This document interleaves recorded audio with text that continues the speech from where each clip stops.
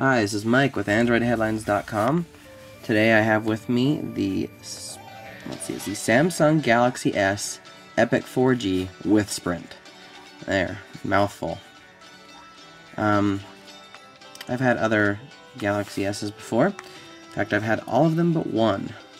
But that one being the brand new one, the Fascinate.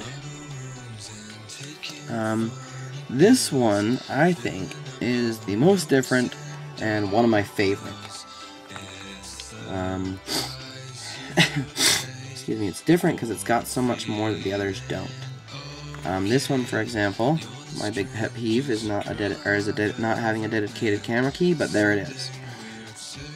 It's also got the power button on the side. That's like all the other Galaxy S's. It's got, let's see, I'll turn it off so that screen doesn't interfere. It's got the sliding USB port. Slide it open, slide it closed. Smart idea. Inset headphone jack. It's got your bumpers right there for volume. It's kind of so thin you can barely even see it, but it is sticking out there. No HDMI out, just like the rest of them. And it does have a camera, 5 megapixel, like the others. This one has a flash. Not dual LED, but a flash. Still works really well. It's on Sprint. It does have 4G. First Galaxy S to have 4G. And first Galaxy S to have an amazing keyboard. The others don't even have a keyboard. This one's awesome, and it has a keyboard. I really like stuff about this keyboard. I've been using it a lot when I can. There's a menu button, a back button. Function will press your yellow buttons here. Shift. All your numbers are primary buttons, so you don't have to press shift then a number button. Let's see what else. We have here spacebar, directional keys, enter, backspace, just a bunch of stuff. Home button there, search button. Lots of good stuff on this keyboard. I like it. It's big. It's nice to use, it feels right, it's a nice keyboard. As you can see here, I'm using a Water Live wallpaper for the Galaxy S. The Android Live wallpaper that's watery is not as good as this one. I like this one way better.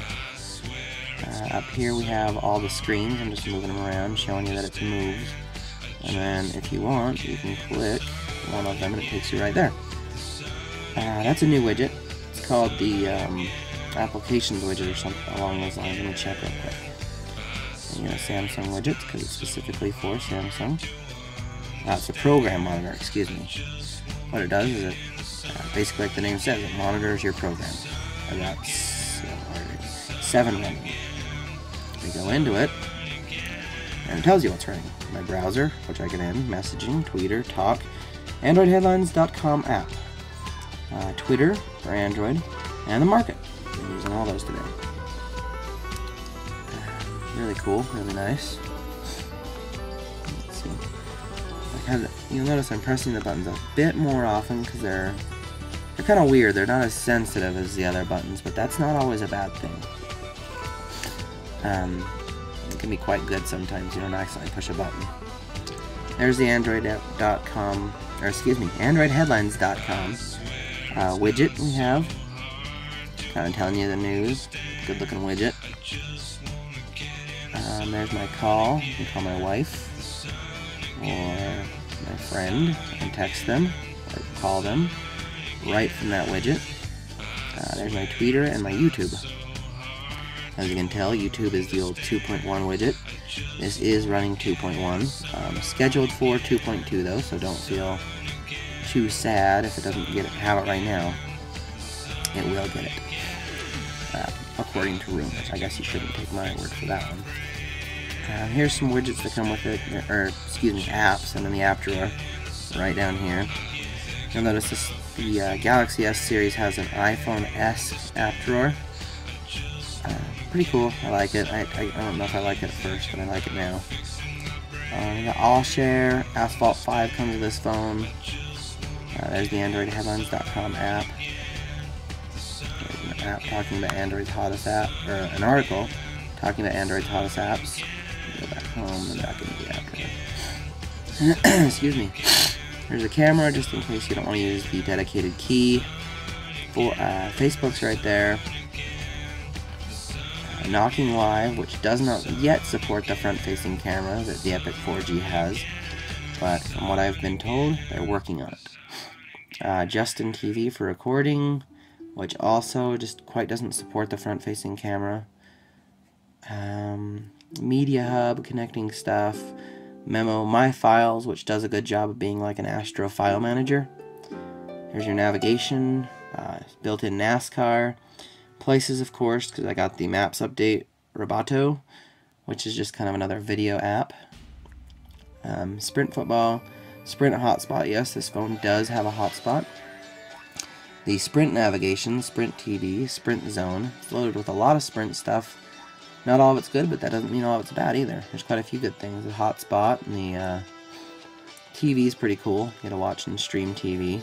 Something you can't really do even on a flash phone, because things like Hulu and whatnot are disabled. In fact, a lot are disabled unless you know some workarounds, etc., etc., etc. But not everybody's into that, so kind of cool features you can get. I've got Twitter running here. As you can tell, it's raining in my area. Let's see what else. I'm going to tell you a bit more about the AndroidHeadlines.com app. It did just barely come out yesterday. We've been in some testing periods, and now it's out to the open. You can give this app a check, kind of look at it. We have all kinds of news and pictures on our site, and this is basically just telling you what's on our site. It's a lot of good stuff. You can view the comments, you can view it in the browser for just the full view, if you feel like it. Get this back. I'm actually going to go into the app. There's a nice little splash page. And then we've got all our apps. As you can see there, the Nexus one is back in stores for developers, I believe. You should read more on that at our site.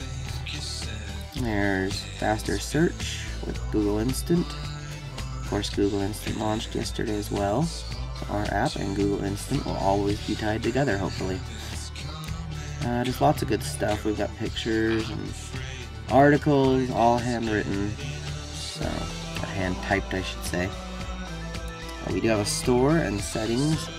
In the store, you've got your phones, accessories, and clothing. In the settings, you can turn off things like the splash image.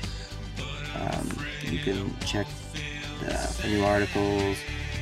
You can set a new ringtone for it. You can update the widget update how often the widget updates. That's kind of funny to say. Just tons of things like that. It's a really cool app. I've been enjoying using it, and I hope everybody else does too. So you go download that one. It's kind of nice news aggregator in a way. There you can see I've got the Sprint TV widget, and I've got the rest of those Sprint apps down there. This is the feeds and updates widget. Right now it's just updating my Twitter, showing me what everybody's been saying. That's really all that's going on with this phone. There is a lot. It's got a really bright, brilliant screen. Let me show you where we're set at on this one.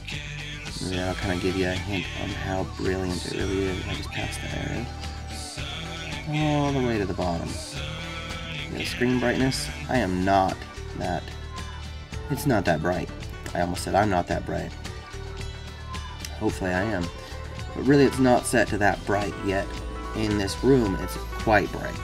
Outside it's quite bright. It's that Super AMOLED screen that does that. This phone's really awesome. I've really enjoyed using it. It's very comparable to the Evo.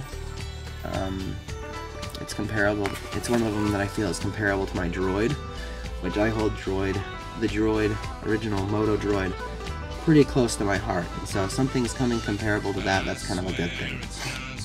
I'd definitely go check out this phone if I were you. If you're just looking for a new phone, an update, an upgrade, this one may be the one for you. So go give it a look at Sprint. This has been Mike with AndroidHeadlines.com.